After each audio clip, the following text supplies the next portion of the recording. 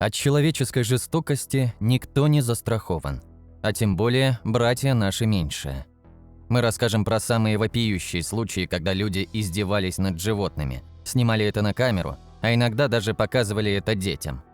А в конце покажем вообще дикую историю, как человек сделал из своего кота полноценный квадрокоптер. Брэндон Эванс. Дикий случай откровенного живодерства произошел в США в 2017 году. Брэндон Эванс нанес своему щенку Олли более 50 ножевых ранений, а потом запихнул тельце в чемодан, который оставил на одной из центральных улиц Голливуда. Прохожих удивил кровоточащий саквояж, но еще больше – его содержимое. Люди попытались спасти щенка, доставили его в ветеринарную клинику, где даже пытались бороться за его жизнь. Но спустя 2 дня он погиб из-за слишком большой потери крови. Общественники объявили награду в $60 000 за поимку преступника. Эванс был пойман благодаря следам ДНК, которые остались на чемодане. Но щенок оказался не единственной жертвой живодера.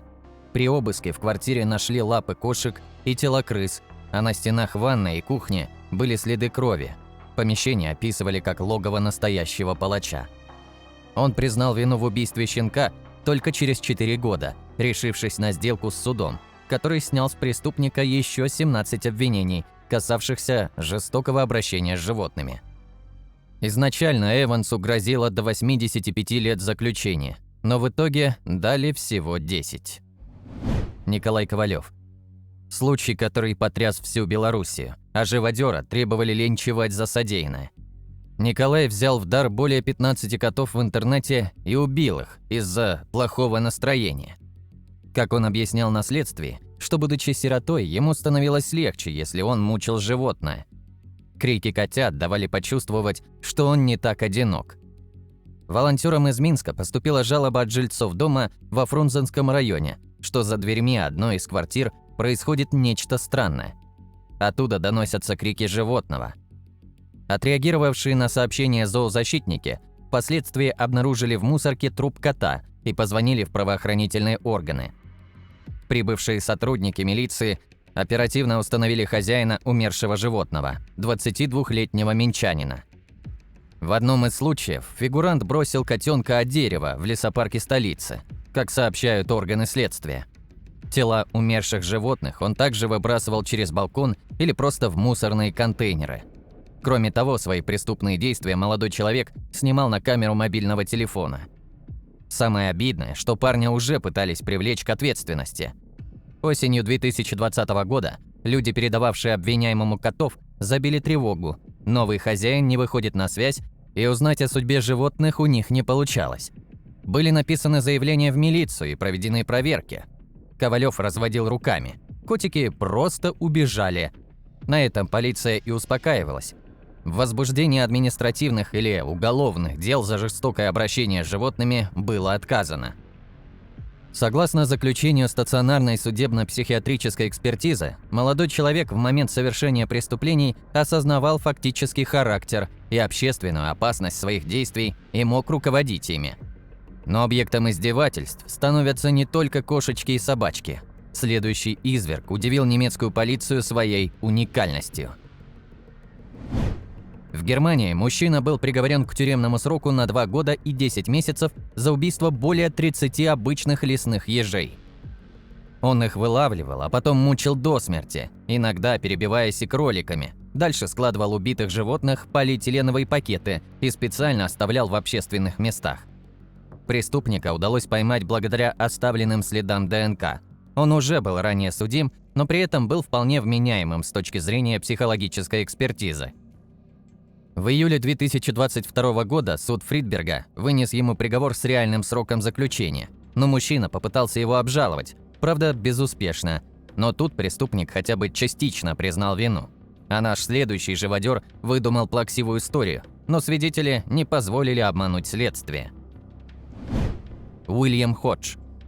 Полицейские во Флориде задержали Уильяма Ходжа, который украл аллигатора из парка для мини-гольфа Конго Ривер Гольф и жестко избил его. Инцидент произошел в городе Дейтон-Бич-Шорс, США. Ходж бил животное о землю, держа его за хвост. После он попытался закинуть аллигатора на крышу здания, разматывая им за хвост. В этот момент полиция и задержала увлеченного мужчину. Свое поведение он объяснил просто. Аллигатор сам напал на него, но тактично умолчал, как рептилия выбралась из парка, открыв дверь отмычкой, и почему люди видели, как он мотал аллигатором в воздухе.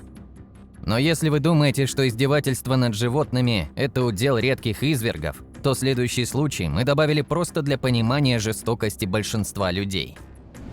Случай в зоопарке. Случай, который нашел большой отклик во всем мире. 4 китайских туристов забросали большую панду камнями в заповеднике в провинции Шэньси. Молодые люди хотели, чтобы бамбуковый медведь начал двигаться и развлекать их, хотя животное достаточно спокойное по своей природе. Панда получила травмы, а туристы – серьезные проблемы с законом. Но о чем хотелось бы сказать, в зоопарках уже стало нормальной практикой кидать что-то в животных, орать и заставлять их активничать. Люди почему-то считают, что заточенное животное обязано их развлекать. Так что же это, если не издевательство для собственной потехи? Мэтью Мелани.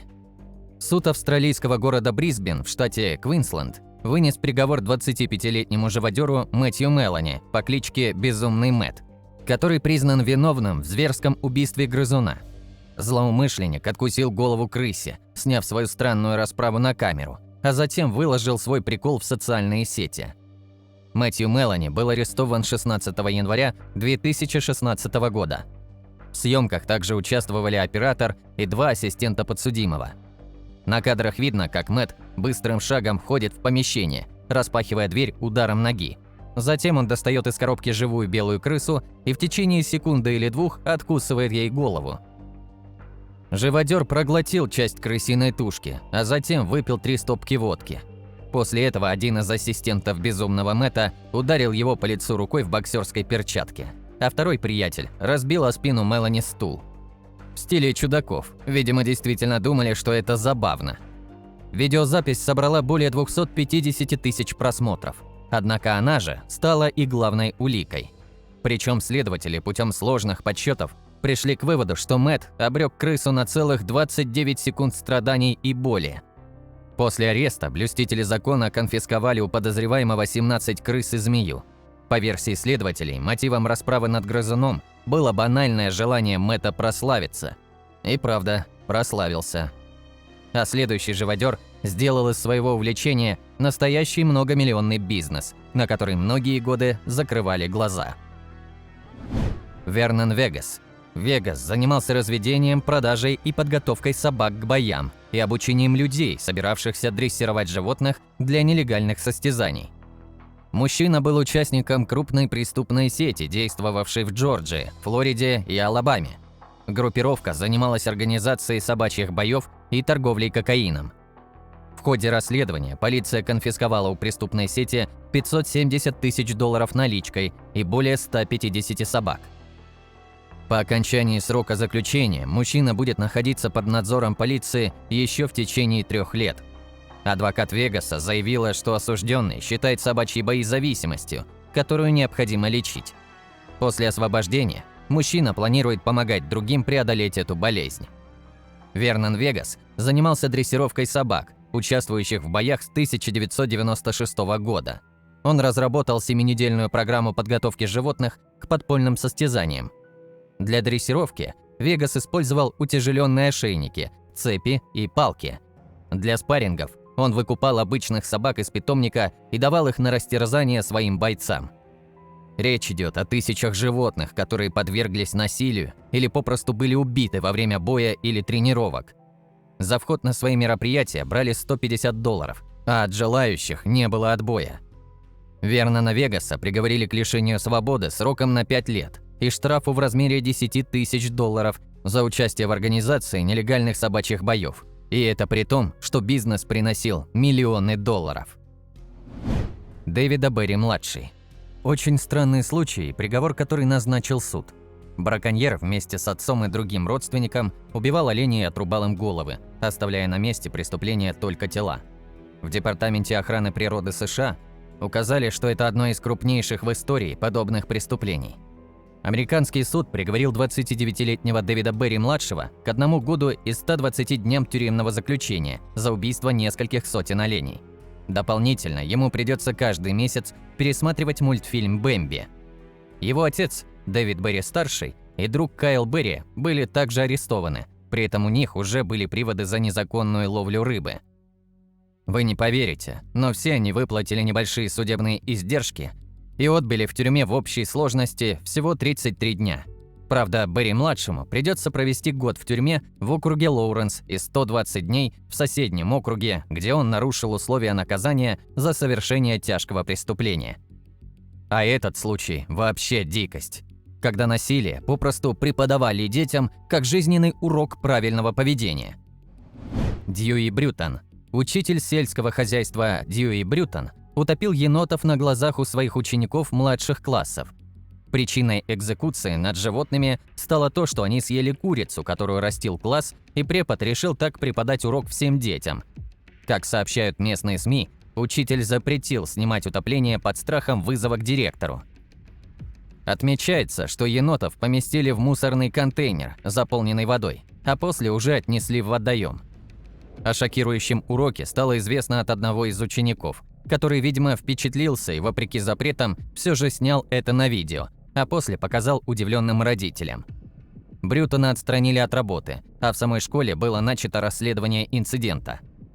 А следующий случай – один из самых зверских, когда насилием занимались непосредственно дети, расценивая происходящее как просто хороший досуг. Алина Орлова и Алена Савченко. «Мы так давно не убивали, меня это уже выводит. Нужно вспороть кому-нибудь кишки. Собачку возьмем?» Это строки из переписки двух девушек из Хабаровска, которые прославились своими зверствами на весь мир. Алина Орлова и Алена Савченко издевались над беззащитными животными, снимали на камеру и делали на фоне убитых щенков селфи. Жуткие кадры облетели сеть в октябре 2016 года. На них невозможно было смотреть без содрогания. Повешенные и распнутые собачки, споротая беременная кошка, внутренние органы в окровавленных детских руках. Садистки забивали животных камнями и молотком, выкалывали им глаза, расстреливали из пневматического пистолета и еще много всего. Все это они делали в заброшенных недостройках. Кошек и собак девушки находили по объявлениям «Отдам в добрые руки». В основном брали щенков. Они беззащитны и не могут причинять серьезного вреда. Алина и Алена прикидывались ответственными и хорошими, расспрашивали, как ухаживать за питомцем, и даже фотографии довольных собачек отправляли, естественно, не уточняя, что животное уже убито. Шокирующий контент хабаровчанки хранили в закрытых альбомах соцсетей и в личных переписках. Как этот ужас просочился в сеть, доподлинно неизвестно. Бытует версия, что якобы один из знакомых заказал взлом страниц девушек, когда получил доступ, натурально ошалел от увиденного, все зафиксировал и опубликовал на имиджбордах. На фотографиях и видео лица мучительниц были скрыты, но по татуировкам, одежде и обуви интернет-расследователи быстро вычислили виновниц. Алину Орлову осудили на 3 года и 10 дней колонии общего режима. Алену Савченко приговорили к 4 годам и 3 месяцам лишения свободы. Виктора Смышляева отправили в колонию на 3 года. Следующий случай не менее жестокий, но убийства уже были по религиозным мотивам. Брент Джастис. Джастиса и его 25-летнюю подругу Эшли Ричардс арестовали еще в далеком 2012 году. На парочку пожаловались зоозащитники из организации PETA. Джастис и Ричардс публиковали в интернете видео, на которой женщина с помощью ножа убивала щенков, котят и кур, а затем отрезала мертвым животным конечности. Убийства преподносились как ритуальные жертвоприношения и сопровождались комментариями эротического характера. Зоозащитники получили жалобу от соседей, которые были встревожены дикими криками и стонами, доносившимися из соседнего дома. Да и парочка выглядела очень специфически, одеваясь в лучших традициях сатанинских культов. А следующий живодер просто рассердился на свою жертву, но не ожидал, что попадет на камеру свидетеля. Терри Уэйн. Мужчина попал на видео, забивая огромную черепаху до смерти молотком, но он утверждал, что делал это исключительно в целях защиты собственной жизни. По данным полиции, мужчина ударил животное более 10 раз, разбив панцирь и раздробив голову. Свидетели, один из которых снимали инцидент, сказали, что друг Терри вытащил черепаху на берег и начал долбить молотком после того, как она запуталась в его леске. Черепаха попросту мешала ловить рыбу друзьям, а в конце еще и испортила снасти, после чего Терри и решил с ней поквитаться. Барт Янсен. Есть люди, фантазия которых не имеет границ, а жестокости воображения судите сами. Ведь иногда она легко пересекает черту, отделяющую нормальное от противоестественного. Пример такого затейника – Барт Янсен из Нидерландов. Этот человек создает уникальные дроны из чучел различных представителей фауны. Началось все в далеком 2012 году, когда кота Янсена по имени Орвилл сбил автомобиль. Тоска мужчины по питомцу была настолько сильная, что он не смог расстаться с ним и решил сделать чучело. Хорошо, у всех свои причуды, но не просто чучело, а летающий агрегат. Он практически распял кота на шасси квадрокоптера, спрятав электронику внутри тушки. Журналисты издания The Sun, бравшие у изобретателя интервью, сообщили, что он просто поднял скорбь о питомце на новую высоту. Дрон получил собственное имя. В честь кота Янсен назвал Орвилл Коптер. Но на этом мужчина не остановился, продолжая запускать и других мертвых животных в небо, например, корову или крысу. Как и сказали, судите сами, насколько этого человека можно отнести к живодерам. Но выглядит его творчество действительно ужасающе. Преступлений против животных огромное количество. Но, к сожалению, наказание редко соответствует содеянному, а если дело не выходит в широкие массы, то полиция вообще может закрыть глаза на мертвого котика. Всякое ведь бывает. Всем спасибо за просмотр, до скорых встреч и любите своих животных.